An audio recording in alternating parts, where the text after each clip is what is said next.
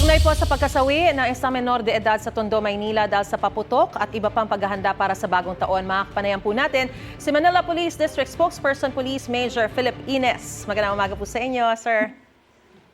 Yes, Mamaris, isang mapagpalat kalmadong umaga po. Ganun din po sa mga nanonood sa inyong programa ngayon. Una po sa lahat, nakausap niyo na po ba yung grupo ng mga lalaking nag-iwan ng paputok sa Tondo, Maynila? Nagpunta na ba sila dyan? Mamaris, nakikipag-coordinate na tayo dito. Meron na nga tayo katulad na nabanggit kanina. Meron na tayong mga person of interest dito. At titignan natin doon sa process ng pag-iimbestiga kung meron silang magiging criminal liability dito. At sa ngayon, ongoing pa natin yung ating pag-iimbestiga dyan. At hinihintay nga natin para magbigay ng kanilang salaysay itong mga taong mga nabanggit. Pero base sa paunang investigasyon, posible ba silang maharap sa reklamo? Kasi lumalabas na binuhusan pala nila ng tubig yung paputok nung hindi talaga sumabog.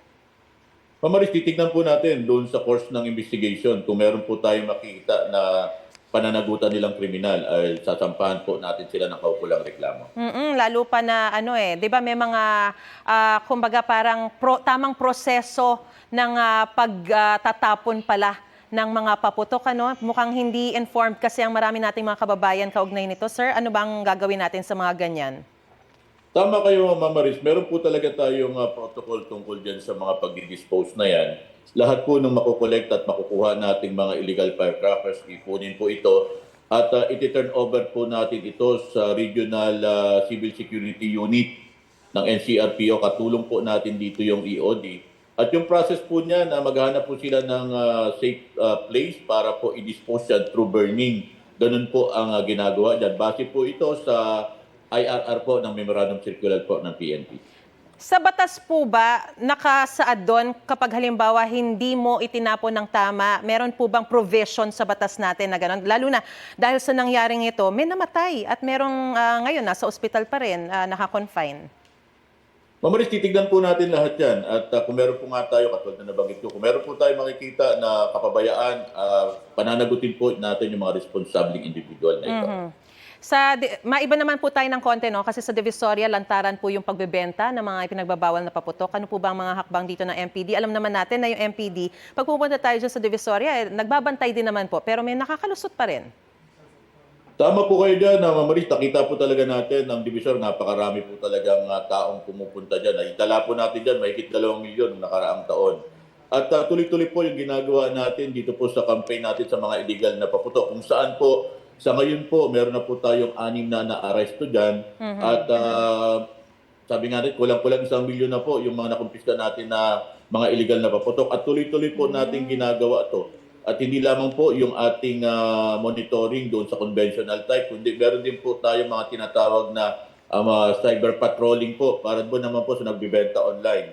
At panawagan na rin po ito sa ating mga kababayan na hindi po tumatalima dito po sa ating mga tagubilid. Meron po kayong kakaharaping paglabag sa batas at maaari po kayong magmulta at makulong dito.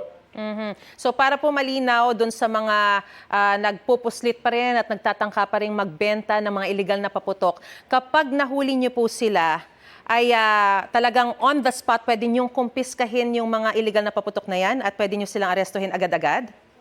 Yes, Ma'am Maris, totoo po yun. Sabi nga natin, meron po nakasaad dito po sa PD 7183 natin kung saan nga po, pag nahuli po natin itong mga ipinagbabawal na paputok sa kanila, pwede na po natin kumpiskahin ito at arestuhin po natin yung mga nagbibenta, gumagamit at nagdi-distribute po nito.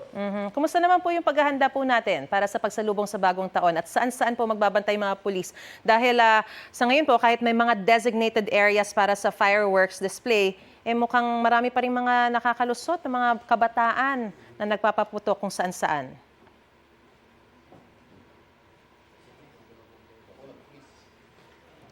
Hello, Major Ma'am. Ines. Hello, Yes, Ma'am go Maris, ahead. nawala lang yung audio. Opo, kumusta po yung paghahanda natin para sa pagsalubong sa bagong taon? Dahil lalo na maraming mga kabataan, nagpupuslit pa rin kung saan-saan nagpapaputok kahit may designated areas na for fireworks display. Ma'am Maris, pasensya ka na, medyo nawala lang po yung audio. Pwede pong pakiulit yung tanong. Opo, ngayon po naririnig niyo po ako? Yes po, opo. Kumusta po yung paghahanda natin sa pagsalubong sa bagong taon? Lalo na, syempre may mga designated areas lang po for fireworks display. Ma'am Maris, may nilatag na po tayong security preparation dyan kung saan nag-start po ito noong December 16 hanggang January 6 po ito, 2026. Kung saan po mahigit kumulang 2,000 MPD personnel po ang ginagamit natin para bantayan natin yung mga places of convergence dito sa Maynila. Kung saan po makikita po natin, pati po yung ating mga office personnel, ginagamit na po natin para magkaroon po sila ng patrol duty. Dagdag po nating persa para po mabantayan natin yung ating mga kababayan dito po sa lungsod ng Maynila. Diyan po sa Divisoria, nakita po natin napakarami po talagang mga taong pumupunta, yung mga mamimili po dyan. At bukod po dun sa mga naka-uniform personnel, may ginagamit din po tayo ng mga tinatawag nating sekreta, kung saan ito po yung mga naka-plain cloth na ibiniblend din po natin sa dami ng mga tao dyan para mas ma-monitor po natin yung ating pagbabanday sa ating mga kababayan. At hindi lamang po yun, gumagamit po tayo ng drone para mas makita po natin yung ating mga kababayan dyan. At siyempre po nananawagan tayo mamari sa ating mga kababayan. Kung kayo po ay mamay mapapansin na kayo nahinalang individual, base po sa mga kilos at galaw nito, i-report nyo po agad sa inyong otoridad. Alright, maraming salamat po. MPD Spokesperson Police Major Philip Ines sa inyo pong panahon and all the best po, lalo na sa pagsalubong sa bagong taon. Good luck po.